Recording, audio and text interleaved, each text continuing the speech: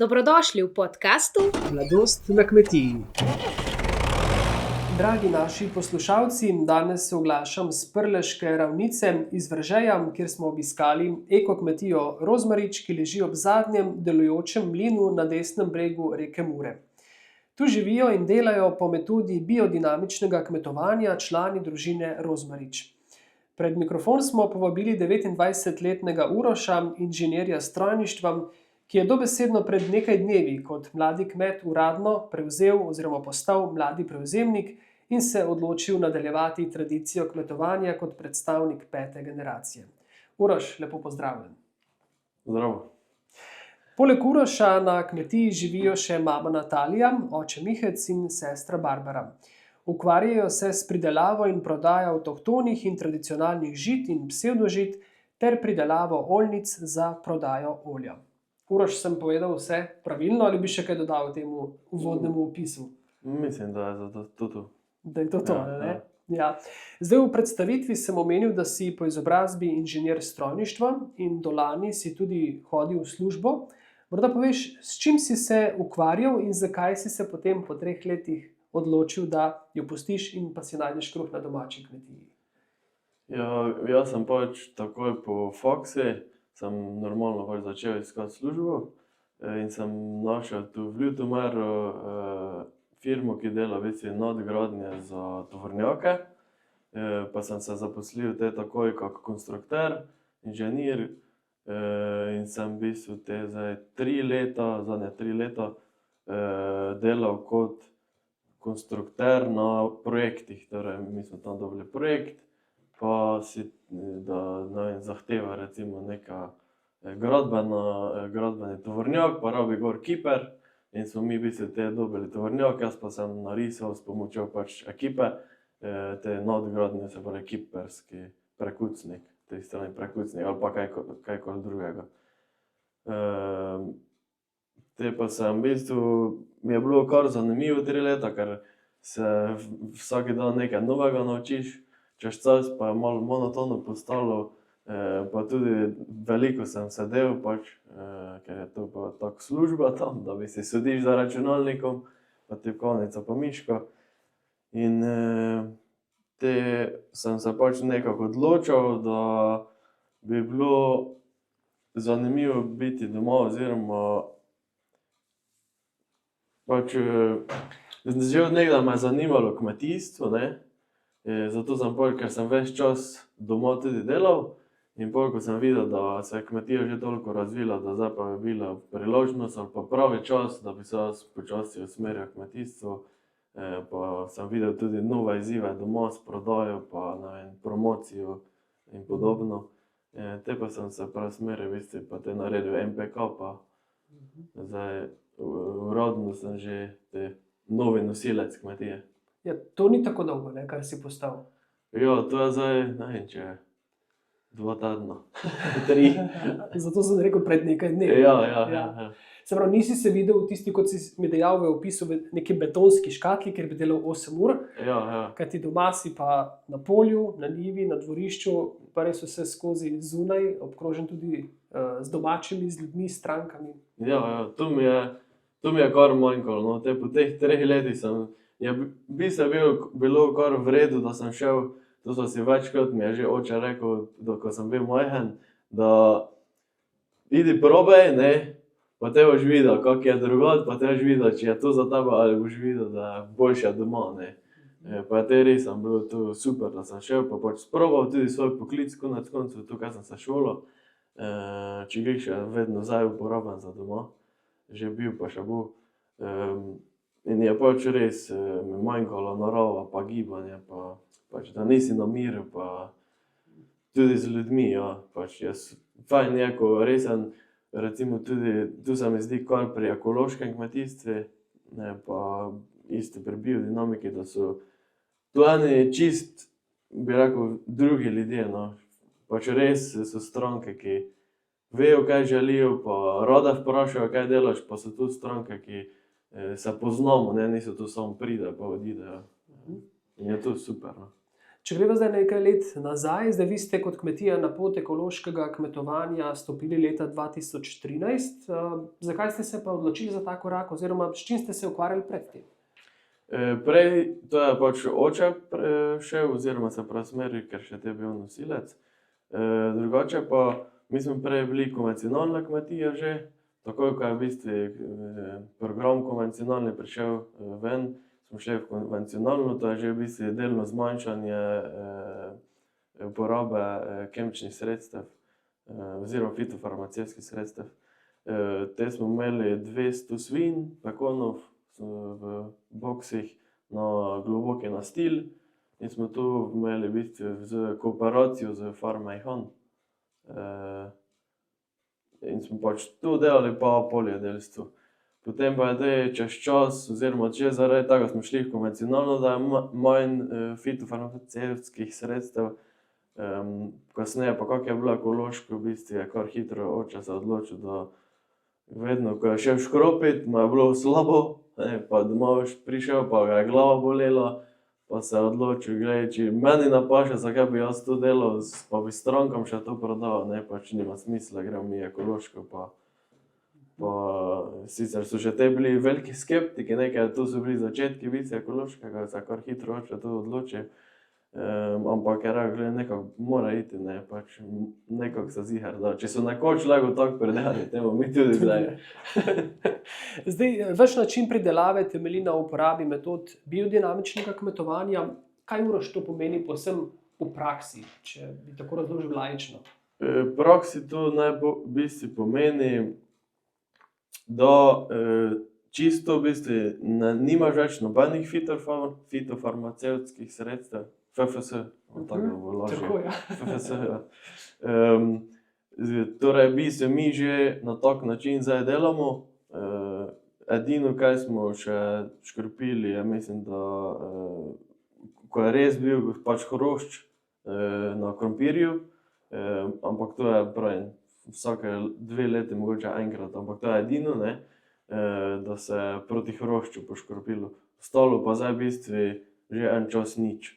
Škropimo, pri biodinamiki pa se te v bistvu namesto te škropijo v bistvu, bolj skrbi za samo zemljo, tako recimo preparat, ki ga mi uporabljamo, je gnoj iz roga, 500P preparat.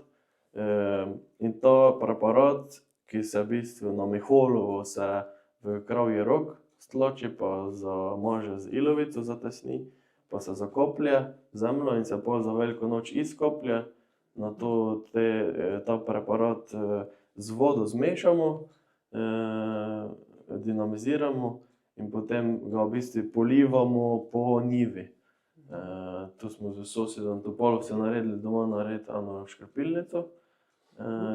Čist obično, to je v bistvu brisalec od golfa 4, je gor na pač rezervoarju, pa v bistvu cilj je, da ne škropi kot meglo, ampak sta samo dva curka, ki v bistvu mora biti kapljica, to je tudi po biodinamični navodili oziroma teoriji. In pol se v bistvu ta pripravek je namenjen za dajanje informacij zemlji.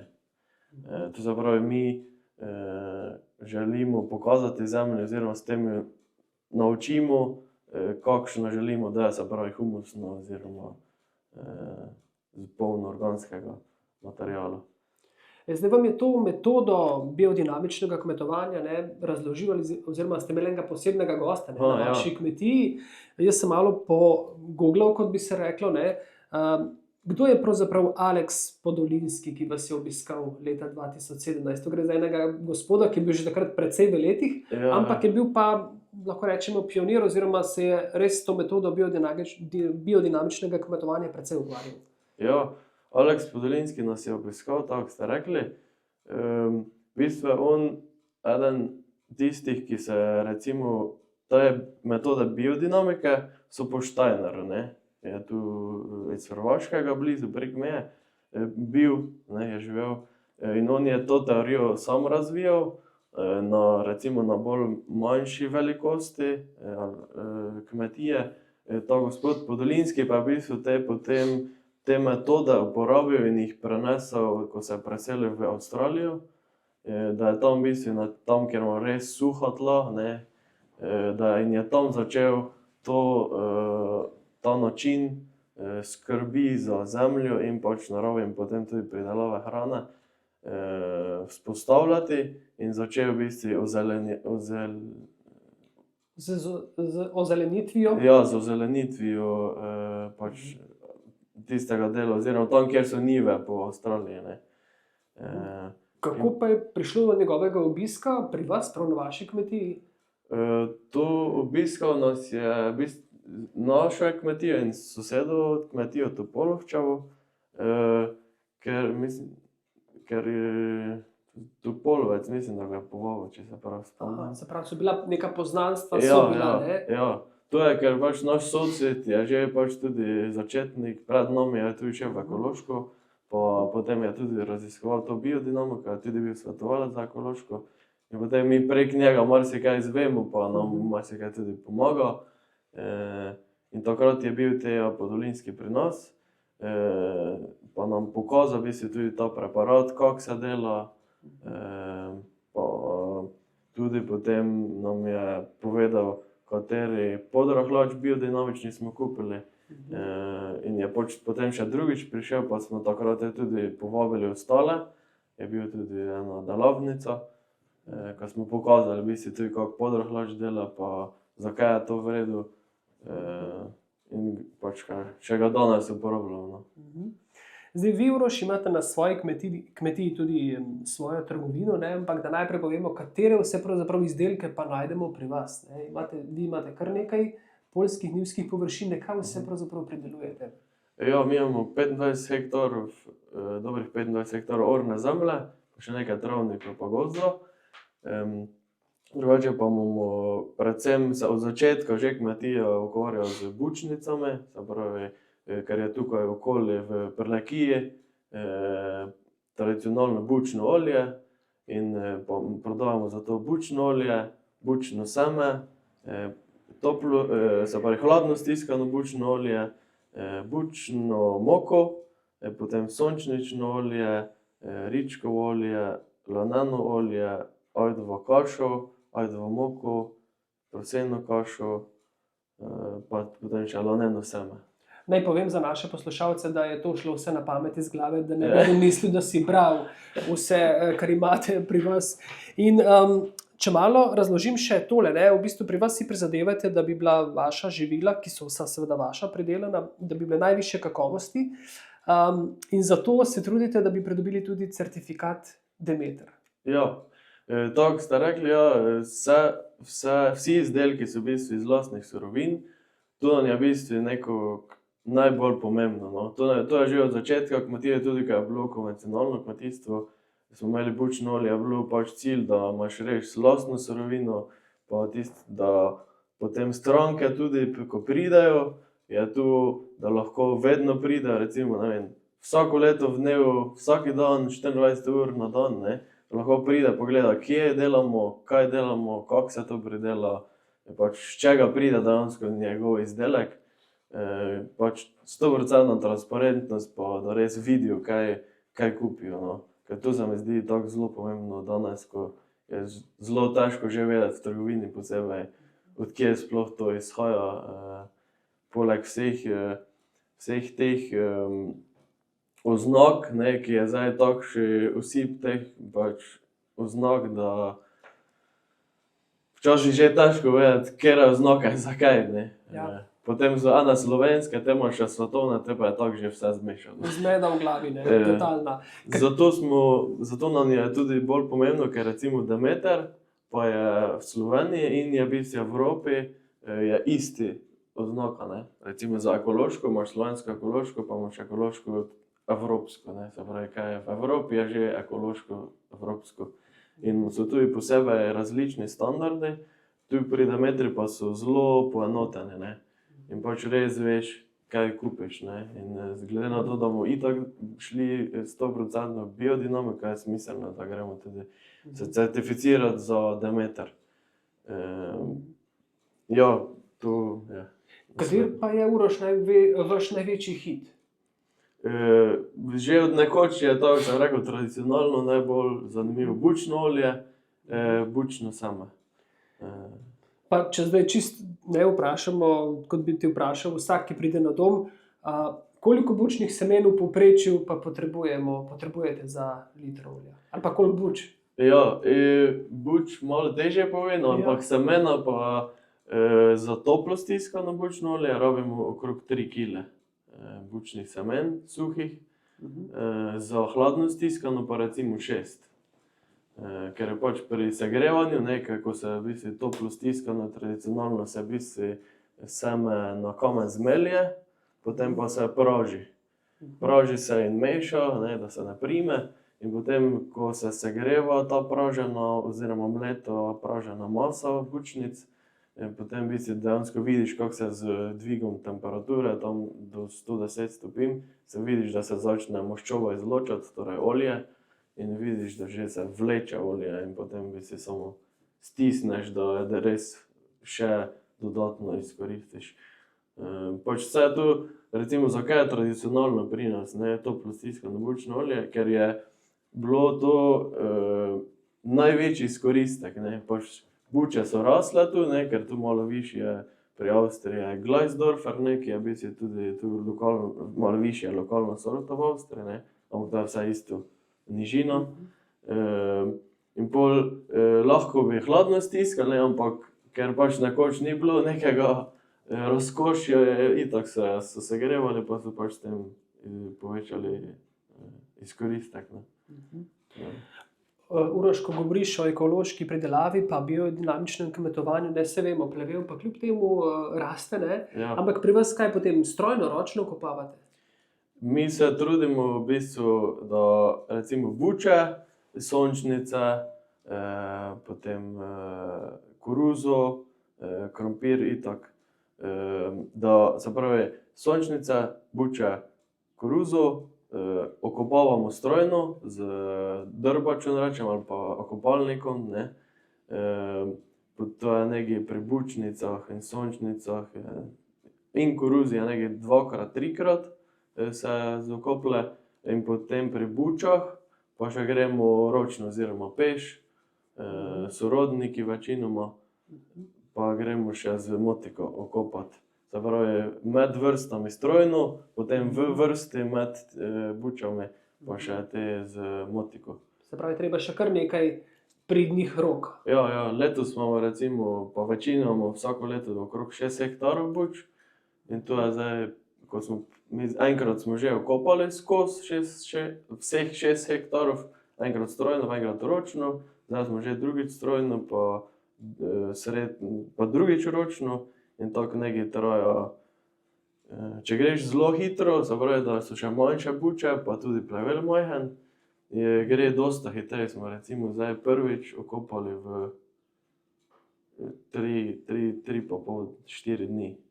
Ampak to je bilo dopoldan 4 ure, pa popoldan 4 ure. Tako sred dneva, ko je najbolj sonce, počivamo. Saj vse skozi človek tudi ne mora delati in biti v tej drži. Si pa, Uroš, ti postal nedavno predsednik Društva ekoloških kmetov Pomurja, ki se imenuje Rodna Gruda. Ja, pravilno naglašeno? Ja, Gruda. Koliko članov imate trenutno v društvu? Trenutno je 32 članov. Letos so se nam 3 ali 4 pridružili. Aha, tako da ste na številki 36 že potem nekje? Ja, tako, ja. Letos je 36, lani je bilo 32, tako. Zdaj lani smo bili kar aktivni, mislim, te sem še ni bil predsednik, ampak bili smo tudi na izleti, pa na vsako kmetijo so bili člani, da so recimo bolj neki predstavitev dobre prakse. Smo prišli pogledati, pa smo te tam imeli tudi seje oziroma sestanke. Tu pa letos pa je bil je tudi moj predsednik, prejšnji je bil moj sosed Topolovec ravno. Aha, in samo primo predaja šla čez cesto. Tako, on je rekel, da on več nima časa toliko za te maile pa telefon, da bo on zdaj se rekel, bo on predsednik, samo če boš ti podpredsednik. Te pa rekel, ja, bomo dobro, te pa bomo predsednik. No, pa naj bo predsednik, podpredsednik vsak na eni strani ceste. Ja. Praviš, da se stranke vse bolj zavedajo, ne, ekološko pridelanih izdelkov. Lahko potrdiš, da je povpraševanje ne samo po vaših izdelkih, ampak na splošno po ekoloških izdelkih, da je tega čedalje več in da so ljudje tudi pripravljeni odšteti kak evro več za te izdelke? Ja, mislim, da vedno več je.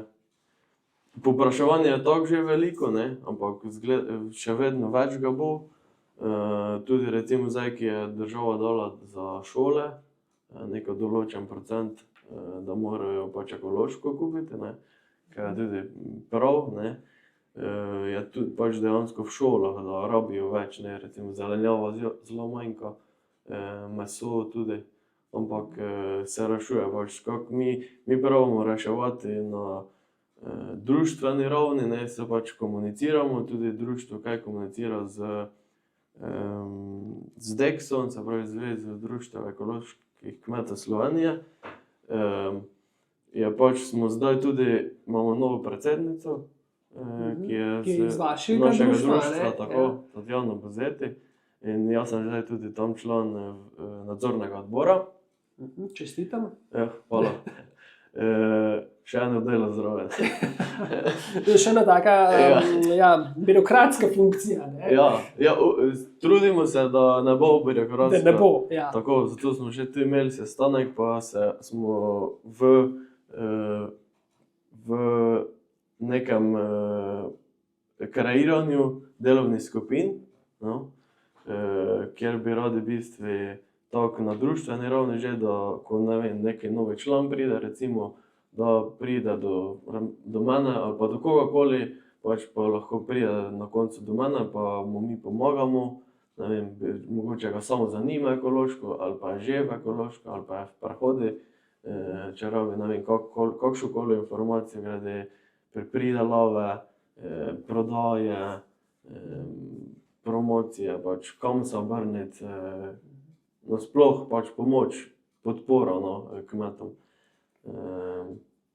Pa vi prodajate samo doma ali ste tudi prisotni na tržnicah, morda tudi šolam, kjer si prej omenil, ne, da je treba, kako je Ja, prodajamo šolam tudi, ja. Na tržnici smo že bili, ampak ti se ne hodimo redno, ne, malo kdaj, ampak gremo včasih. Drugače pa smo še v Mariboru v eni trgovinici, pa v Ljubljani v eni trgovinici, pa v Radgoni. No, potem vas je dokaj lahko najti, vidim, da imate tudi zelo razvejeno spletno stran, tudi na družbenih omrežjih ste prisotni. To je danes tudi kar pomembno, ne? Da je človek prisoten povsod, kjer se le da, ne? Ja, točno tako. Ja, v bistvu, v vsej tej poplavi vseh reklam pač tudi ti moraš delati neko svojo poplavo, ne? Da si pač potem videl, ne? Ker pač kjer je dal več, na to tisti je pač več viden in pač več je proda, ne? Drugače pa smo tudi prodajamo po pošti, oziroma če nas pokličete, naročite, pa ali mi odpeljemo, ali pa recimo imamo DPD, imamo pogodbo, pa nam oni potem dostavijo. Tu imamo večino, no, imamo takih strank, pa pravim, te so tudi najboljše stranke, so te redne stranke, ki v bistvu redno porabljajo naše izdelke. In nas pokličejo, ne vem, en mesec že prej recimo, pa rečejo, ja, za en mesec bom rabil trko bučnega olja, ali pa ne vem, kaše, ali pa kajkoli, več izdelkov. In potem si mi nek plan naredimo, pa te v bistvu več strankam istočasno odpeljemo v Ljubljano, večinoma so okolica Ljubljana ali pa Celja. Uroš, lepo si zdaj razložil ta vaš kmetijski del, ampak zdaj bi mogoče tudi naši poslušalci še kaj radi izvedeli o tebi, ker vem, da imaš veliko hobijev, pa zanimanj, interesov, pa bi najprej nekaj povedala o tem, ne, tako ti, pa tudi v vaši družini in ožjem sorodstvu imate vsi dober posluh. In tudi sam poješ v moški vokalni skupini kulturnega društva Slavko Ostrc Veržej. Kdaj si začel razvijati to svojo ljubezen do glasbe? Si prepeval že od malega? Ja, pri nas je glasba vedno bila med nami, že od majhnega. Ja. Že ko smo bili otroci, ne, najprej sem jaz videl, oziroma vsi moji bratranci pa sestrične, kako sta oče pa mati pela, pa oba dedeka, pa strici vsi. In pol so to bili vedno neki priložnostni zbori in pa tudi redni zbori, ki je recimo moja teta oziroma botra je tudi vodila mešani pevski zbor, ker takrat, ko je bila že na faksu oziroma končevala faks. In tam sta bila v bistvu, tu so bili zelo mladi,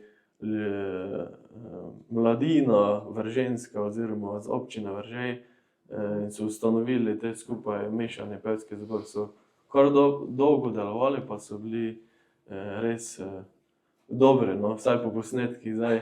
Večino, dosta pa se tu že spomnim, vedno vem, recimo zdaj, ko smo kasneje kaj peli kakšne podobne pesmi, da še vedno slišim, čeprav še nisem bil toliko star, da bi res vedel, kaj je bilo, ampak imam melodijo v glavi, kaj je bilo, ker tako, to sem že slišal.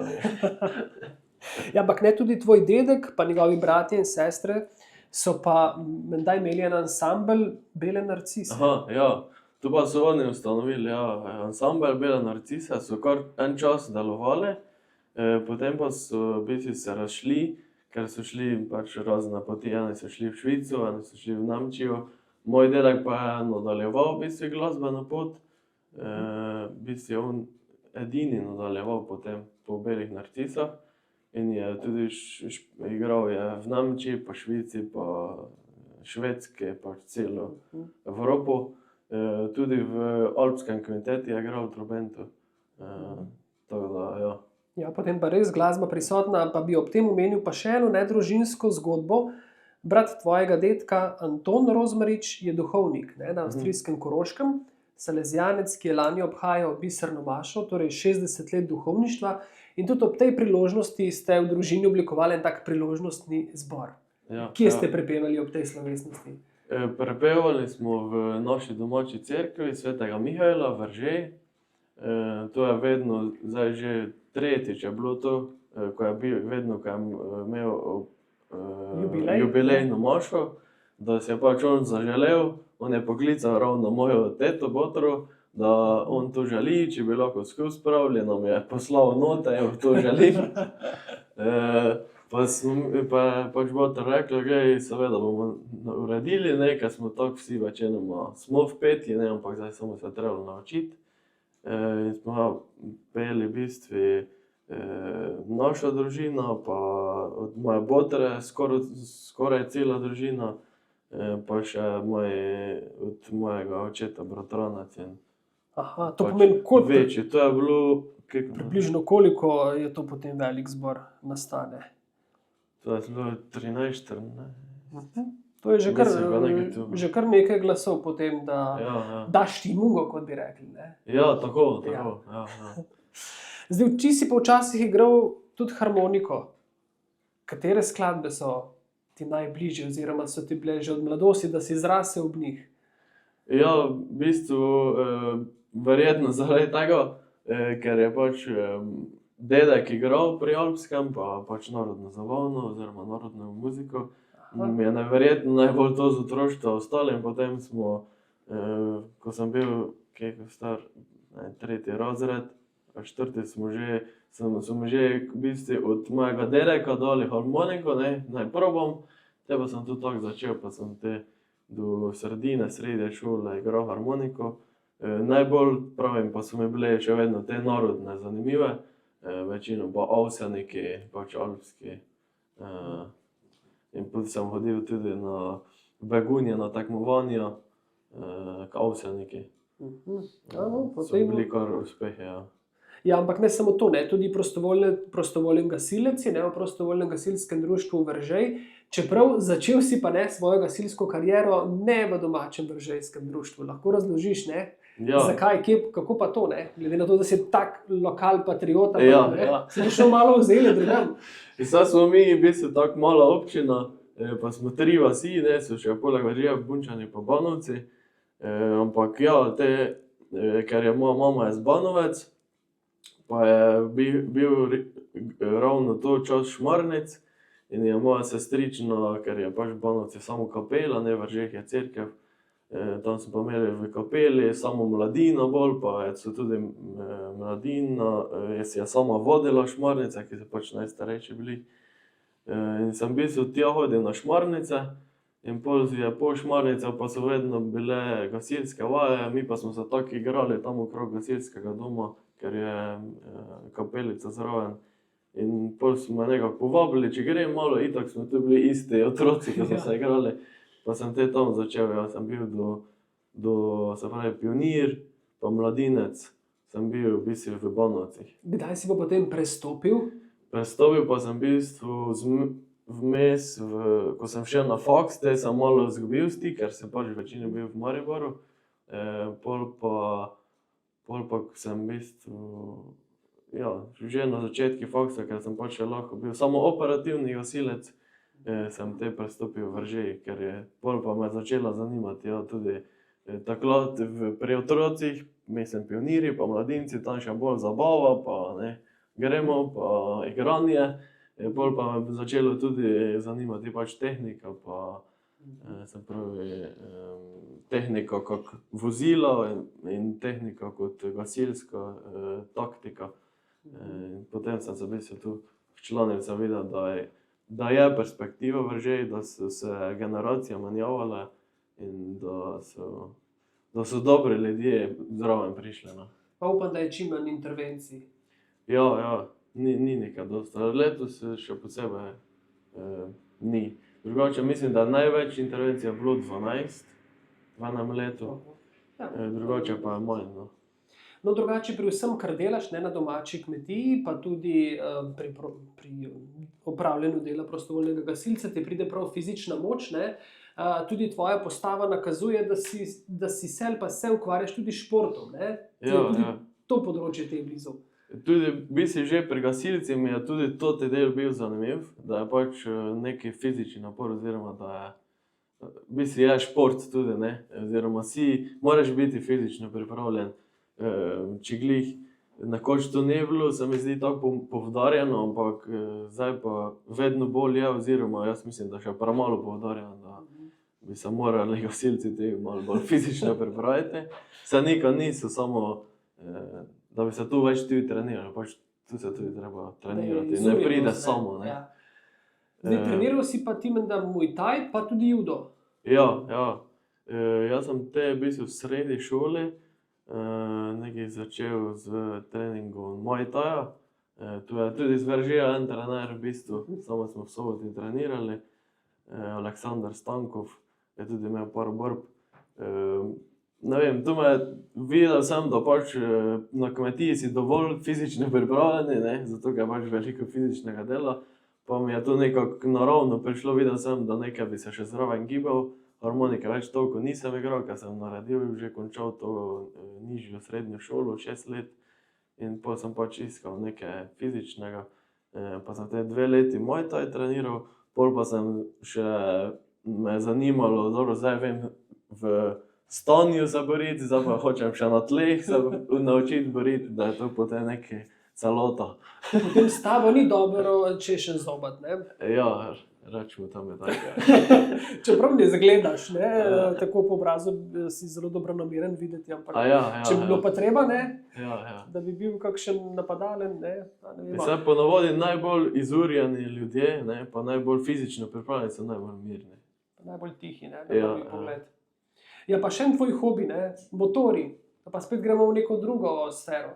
Odkje pa to? Ja, to pa tudi izgleda z otroštva.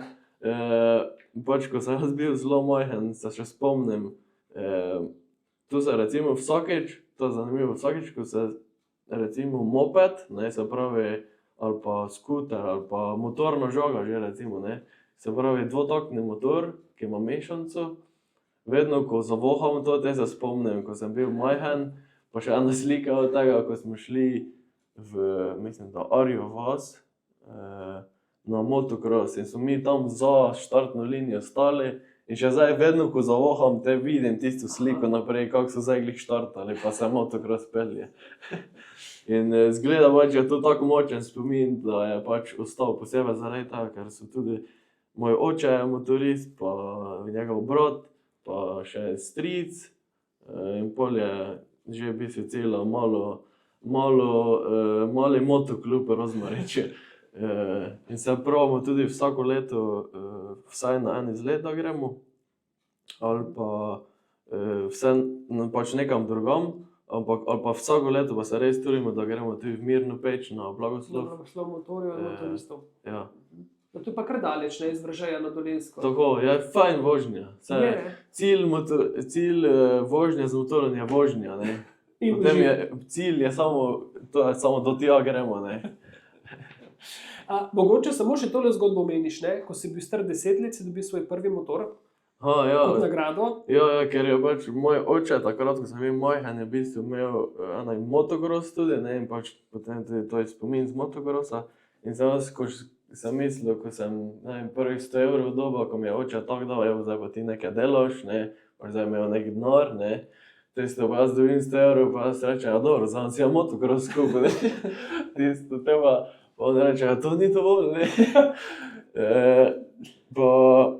Pa reče, dobro, glej, še eno leto boš odličen, če boš naslednjo leto odličen, ne, tu si še šparaj to izteril, pa te bo šla po nekaj, pa sva potem šla po enega kitajskega sicer, ampak nima veze, za 500 evrov, pa sem jaz tega zvozil, pač v 2 ali 3 letih sem to zvozil.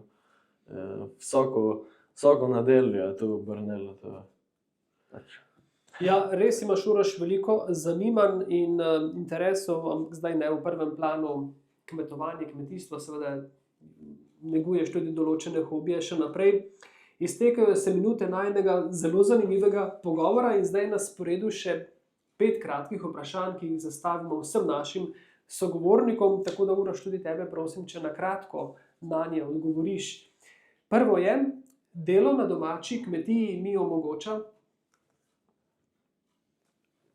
Neko gibanje, zadovoljstvo, da nekaj lahko sam narediš oziroma se sam organiziraš, pa vidiš, spremljaš, kako raste, pa potem lahko tudi istočasno s tem, ko ti pridelaš in drugim prodaš, se pravi za nekoga drugega nekaj narediš, pa ne samo da prodaš, ampak da dejansko mu pridelaš hrano, ne, kar je osnovno nuja človeka, ne. Kateri je tvoj najljubši okus sladoleda?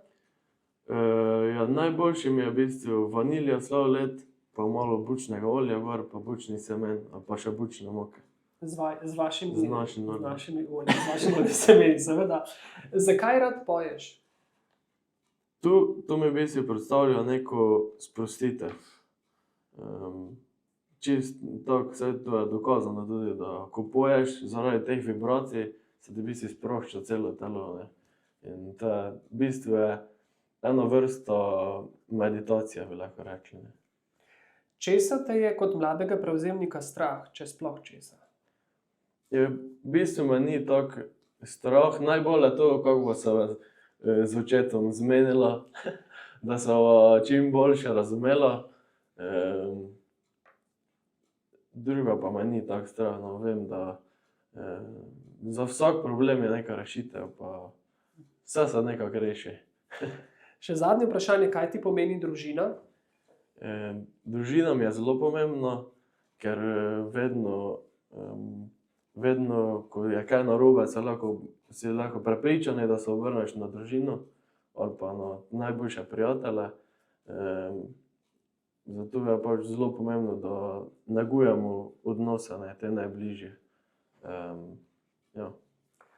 Ja, lepo si tole povedal in zaključil najin pogovor. Res hvala lepa, da si nam predstavil in odprl svoj pogled mladega kmeta na življenje tu v Prlekiji. Jaz želim in verjamem, da tudi si naši poslušalci, da boš kmetijo vodil po začrtani poti naprej skupaj z domačimi in jo predal naslednjemu rodu, ko bo čas za to. Hvala lepa, Uroš.